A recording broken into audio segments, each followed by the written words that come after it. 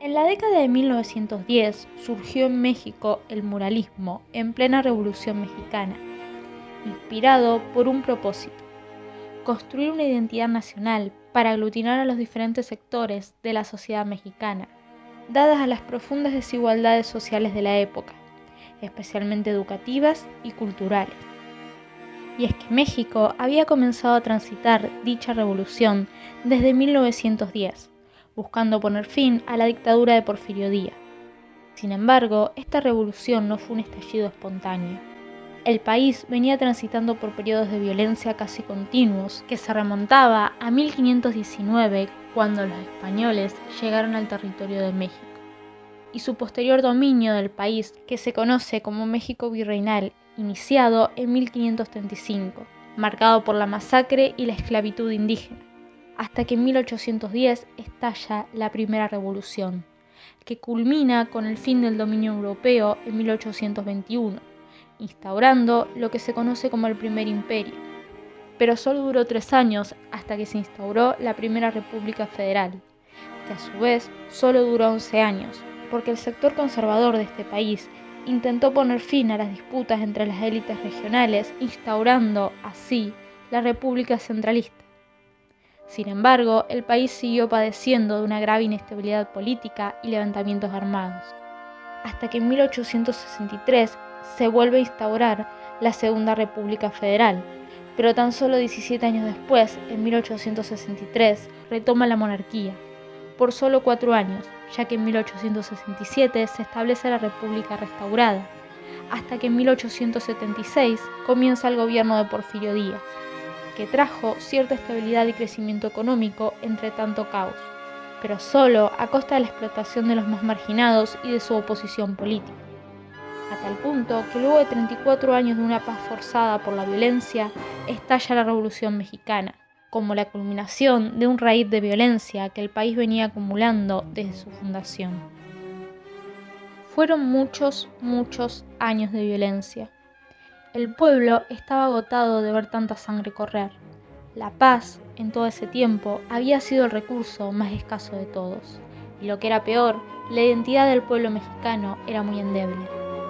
En este contexto, José Vasconcelos Calderón, el primer secretario de Educación Pública del país y rector de la Universidad Nacional, impulsó por un lado la educación pública nacional, concentrando esfuerzos en la lengua castellana como punto de unificación de un México pluricultural y multilingüístico, asegurándose también la integración de la población indígena, tradicionalmente discriminada por los sectores dominantes. Por otro lado, desarrolló un programa de arte público para construir y reforzar la identidad y la memoria colectiva. En este contexto surge el muralismo, que seguía un programa para lograr los propósitos del Estado revolucionario: la valoración y recuperación de la historia, fuente de la identidad nacional, así como también el reconocimiento de que los descendientes de esa historia seguían presentes en la contemporaneidad. Esto le daría no solo temas y valores al arte, sino también una estética particular. Al ser un arte concebido por el Estado para una estrategia social, era claro que debía tener un alcance público, por el pueblo y para el pueblo. Por ende, el soporte ideal sería el muro, o cualquier superficie que permitiera una pintura a lo grande, que permitiera la monumentalidad. El muro, además, garantizaba que el arte cumpliera con su propósito realmente democrático, realmente público al no ser coleccionable. No era algo que una persona en particular se pudiera apropiar. El muro estaba a disposición de todos, era una propiedad de la comunidad, golpeando fuertemente al mercado del arte y su concepción elitista. Y mientras que en el resto del mundo los movimientos artísticos se dirigían a apartar el arte del contenido, imponiendo la prevalencia de los sentimientos por sobre el significado, el muralismo mexicano no. En efecto, el muralismo volvía sobre el contenido, pero un contenido nuevo, con nuevas mitologías, relatos y propósitos, superando la mirada eurocentrista y constituyéndose como un movimiento realmente latinoamericano.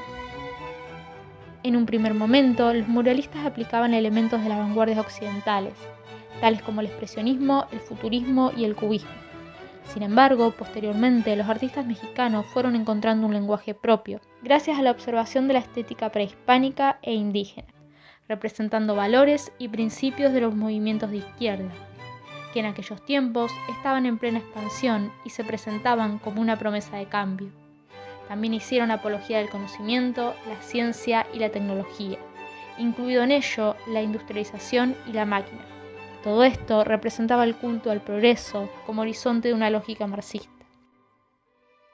Y si la historia de México despertó en los muralistas la necesidad de buscar la identidad nacional, el marxismo los inspiró a entender el arte como un recurso para la propaganda ideológica y la visibilización de las luchas de clases, al mismo tiempo que se abocaron a representar la historia y la mitología de las culturas prehispánicas, devolviéndole al arte su función social amplia, esencialmente educativa y propagandística, al mejor estilo del arte sacro medieval. Sin embargo, este tipo de estéticas fundadas en la búsqueda de la identidad latinoamericana han sido utilizadas por el mundo occidental como estereotipos.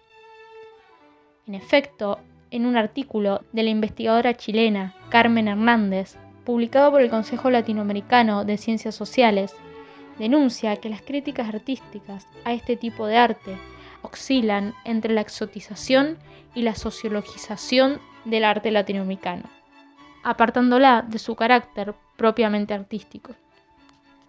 De cualquier modo, más allá de los contenidos representados y la polémica que esto desatan, está fuera de toda duda que el muralismo mexicano fue capaz de crear una estética con autoridad propia, valiosa en sí misma y que se ha convertido en un punto de referencia en la historia de la pintura, tanto mexicana como internacional.